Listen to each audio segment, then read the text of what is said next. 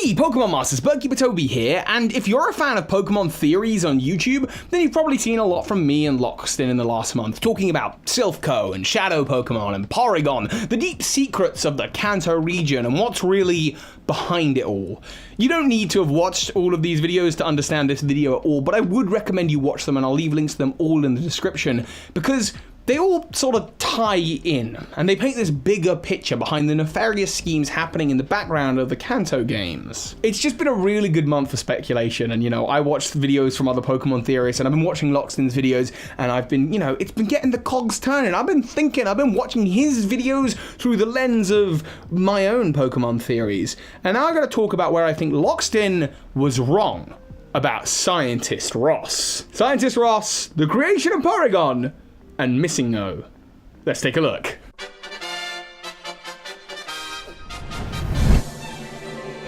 Okay, Pokemon Masters, I also have to apologize. It is an unbelievably hot day here today, so I am very, very shiny. I'm a shiny Pokemon. I'm so sweaty. I'm the shiniest shiny Pokemon. Who is Scientist Ross? Let's talk about Scientist Ross. Scientist Ross is a scientist who you battle in the Team Rocket headquarters in Johto. Underground, he says that he used to be a member of SilphCo. This kind of story we've seen before, and I've talked about on the channel before. Professor Fuji founded the Cinnabar Mansion, a research facility that SilphCo owns. This is because there are SilphCo documents that point to the creation of Porygon being on Cinnabar Island. And Dr. Fuji also then went on to work for Team Rocket on the Mewtwo project, again on Cinnabar Island. Now, we have so much to talk about when it comes to Cinnabar Island and what's going on there. It is a creepy place. Yeah, there's the Pokemon Lab, but there's also the Pokemon Mansion, which, as we can see in Let's Go Pikachu and Eevee, used to be a lab before it got destroyed, before it got completely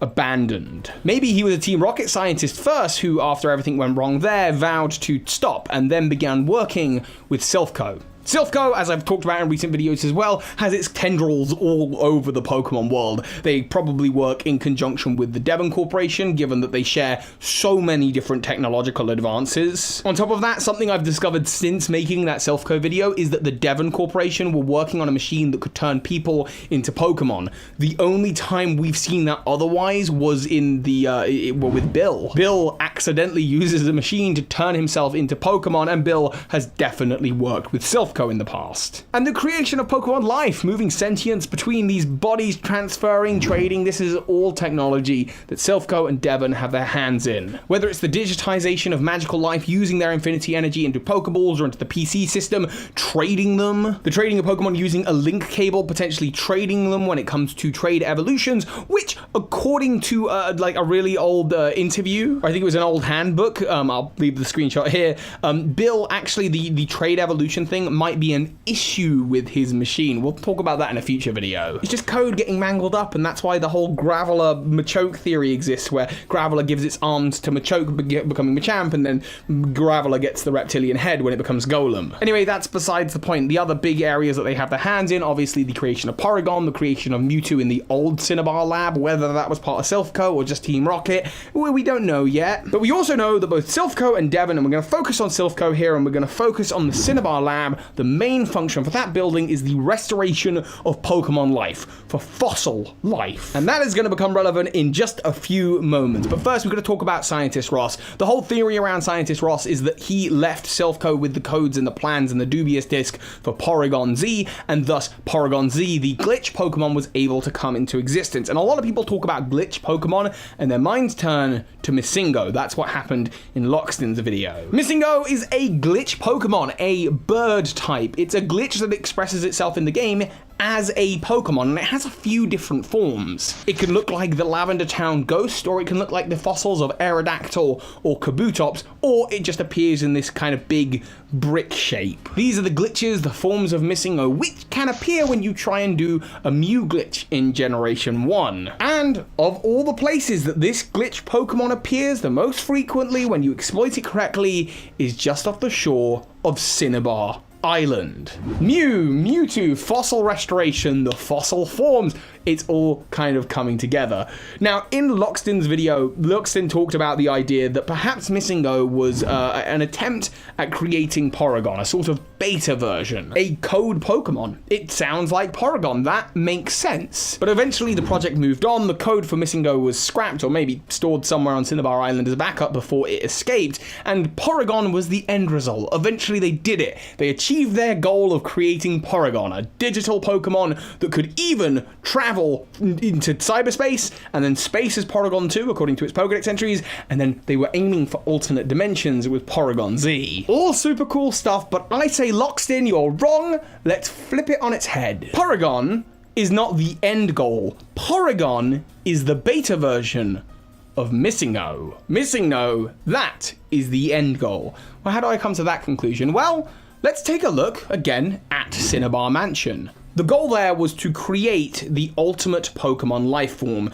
Mewtwo. Then in the Cinnabar labs, the goal is to restore ancient dead Pokemon to life. So much of it is about taking something that's not alive and injecting life into it. This actually explains what SilphCo is doing in Lavender Town with the ghosts and the SilphScope, the item that allows you to see ghosts. All of it is about achieving something greater beyond Pokemon types or Pokemon classifications. They're trying to see what else is out there. For sure, the ghosts in Lavender Town are different to regular ghost type Pokemon, and the big ghost at the end that you can't catch, maybe SilphCo used the scope to actually manage to see it and get hold of it and capture it and bring it back to the Cinnabar lab for studying. Trying to inject life into it, to take control of it. This is one of the many forms that the MissingNo project took. Of course, that didn't really work out. But we're in the Cinnabar lab, where we have access to fossils of Aerodactyl and Kabutops, and again, trying to inject life back into these things. And perhaps for a moment, that project succeeded. MissingNo took on these forms, and in the process,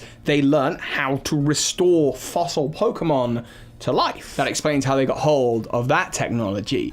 But what about the blocky form of MissingNo? What is it about? Why try and access or create something like that? Why dabble with code?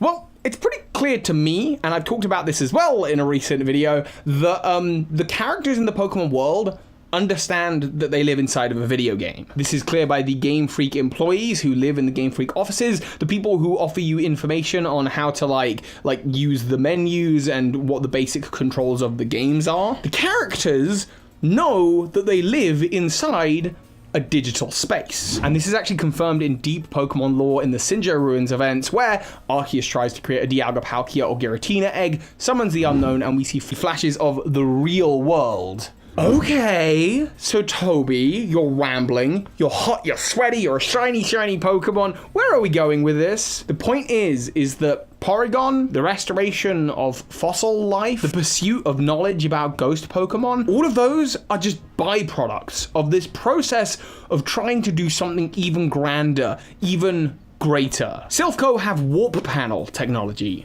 Their rival company or sister company or conglomerate that's working with them, Devon, has the link cable technology that can blast stuff through dimensions. They can open wormholes to literal other dimensions. They manufacture and sell the Pokeballs, making them the richest company that exists within this video game world. They've even created the Master Ball with its 100% catch rate. How? Manipulation of code. The people who work at SilphCo recognize that they live within a digital space, and by manipulating code, they are able to be the biggest powerhouse that exists within this world. And MissingNo is their secret project, a living creature made of the code of the video game they live in. Something that they could study, and from that could create all sorts of technologies to better themselves. MissingNo is the main part of the project. Porygon, fossil restoration, ghosts, and being able to see them, catch them, that is all just an offshoot. And maybe that's why MissingNo is a bird type, because SilphCo, as I mentioned in that last video, is named after the Sylph, a mythical creature of the air. And here we have MissingNo. Certainly being a creature of the air and mythical, well, we don't even know what its number is in the Pokedex. But that's just some rambles, and I'm sure I'm on to nothing at all. Let me know what you think about my ramblings and my thoughts in the comments down below. As always, I'm having an absolute blast this last month making videos. I'm having so much fun. I want to keep on making videos like this. I'll try and move away from Kanto, but I've still got some thoughts actually about 3 or 4 other things. So we'll get onto other regions eventually. Thank you all for watching, and thank you for your support, and of course, so hi Pokemon Masters. This is Ash Ketchum. You just watched a video by Birdkeeper Toby. That makes you a Pokemon Master. A huge thank you to those of you who have been supporting this channel financially, whether that's through buying my merch, my Tree of Life poster, or those of you supporting me on Patreon, including the big patrons of this month, JD Gottlich, Michael Hornschuch, and Matty B. Thank you.